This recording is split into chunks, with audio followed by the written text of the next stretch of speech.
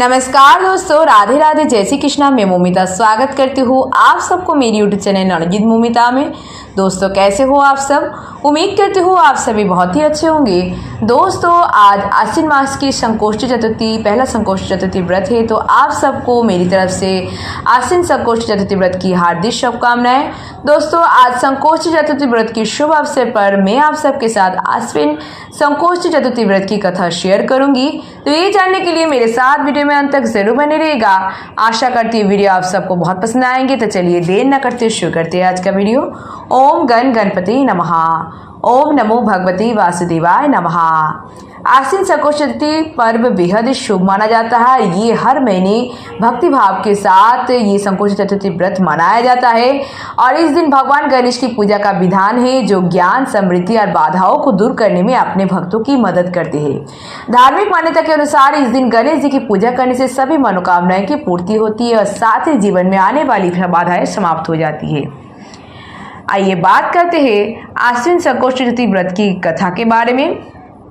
युधिष्ठिर ने भगवान श्री कृष्ण से पूछा, मैंने सुना है कि आश्विन कृष्ण चतुर्थी को संकटा चतुर्थी कहते हैं। हे जगदीश्वर, आप कृपा करके मुझसे विस्तार पूर्वक इस कथा का श्रवण कराइए। श्री कृष्ण जी ने उत्तर में कहा कि प्राचीन काल में यही प्रश्न पार्वती जी ने गणेश जी से किया था कि हे देव, आश्विन मास में किस प्रकार गणेश जी की पूजा की जाती है, इसे करने से क्या फल मिलता है। ये सुनकर गणेश जी ने कहा, हे माता, सिद्धि की कामना रखने वाले व्यक्ति को चाहिए कि आश्विन मास में कृष्ण पक्ष की चतुर्थी को पूजा पूर्वक विधि से करे। और आश्विन मास की संकोष्ठी चतुर्थी को श्री कृष्ण तथा बानासुर की इस कथा के अनुसार एक समय की बात है कि बानासुर की कन्या उषा ने सुषुप्तावस्था में अनिरुद्ध का सपना देखा और अनिरुद्ध के विरह से वह इतनी अभिलाषी हो गई कि उसके चित्त को किसी ही प्रकार की से शांति ही नहीं मिल रही थी। उसने अपनी सहेली चित्ररेखा से त्रिभुवन के संपूर्ण प्राणियों के चित्र बनवाए। जब चित्र में अनिरुद्ध को देखा तो कहा, मैंने इसी व्यक्ति को सपने में देखा था, इसी के साथ मेरा पानी ग्रहण भी हुआ था। हे सखी, ये व्यक्ति जहाँ कहीं भी मिल सके ढूंढ लाओ, अन्यथा इसके वियोग में मैं अपनी प्राण छोड़ दूंगी। और अपनी सखी की बात सुनकर चित्रलेखा अनेक स्थानों में खोज करती हुई द्वारकापुरी में आ पहुंची। और चित्रलेखा राक्षसी माया जानती थी और उन्होंने वहां अनिरुद्ध को पहचान कर उसने उसका अपहरण कर लिया और रात्रि में पलंग सहित अनिरुद्ध को उठाकर वह गोधूली बेला में वानासुर की नगरी में प्रविष्ट हुई। इधर प्रद्युम्न को पुत्र शोक के कारण असाध्य रोग से ग्रसित होना पड़ा और अपने पुत्र प्रद्युम्न एवं पौत्र अनिरुद्ध की घटना से कृष्ण जी भी व्याकुल हो उठे।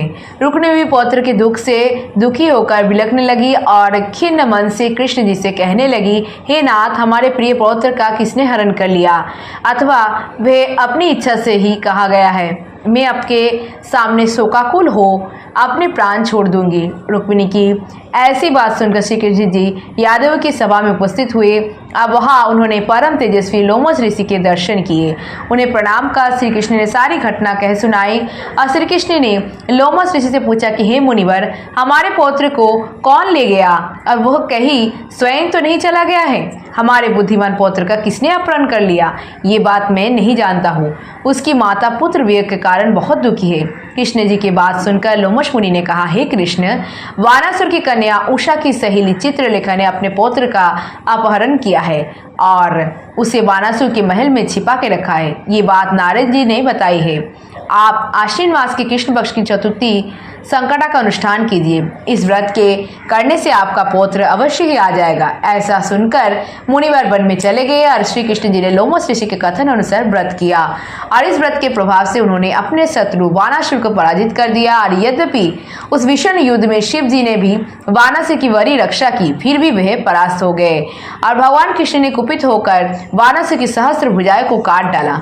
ऐसी सफलता का कारण व्रत का प्रभाव ही था। श्री गणेश जी के प्रसन्न करने तथा संपूर्ण विघ्नों को हरने के लिए इस व्रत के समान कोई दूसरा व्रत नहीं है। श्री कृष्ण ने कहा, हे राजन, संपूर्ण विपत्तियों को विनाश के लिए मनुष्य को इस व्रत की अवश्य ही करना चाहिए और इसके प्रभाव से आप शत्रुओं पर विजय प्राप्त करेंगे एवं राजाधिकारी होंगे।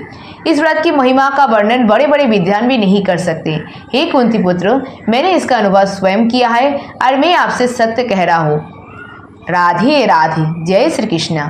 जय श्री हरि विष्णु। जय माता पार्वती। जय माता लक्ष्मी, जय भोलेनाथ, जय गणपति बाप्पा। तो दोस्तों आज आश्विन संकोष्ठी चतुर्थी व्रत की कथा यहीं पर समाप्त हुआ। दोस्तों कैसी लगी आप सबको आज की ये वीडियो मुझे कमेंट करके जरूर बताइएगा।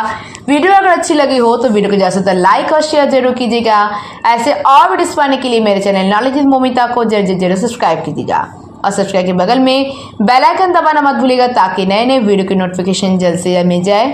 कमेंट में जय भोलेनाथ, जय माता पार्वती, जय गणपति बाप्पा लिखना मत भूलिएगा। आप मुझे फेसबुक इंस्टाग्राम में फॉलो कर सकते हैं।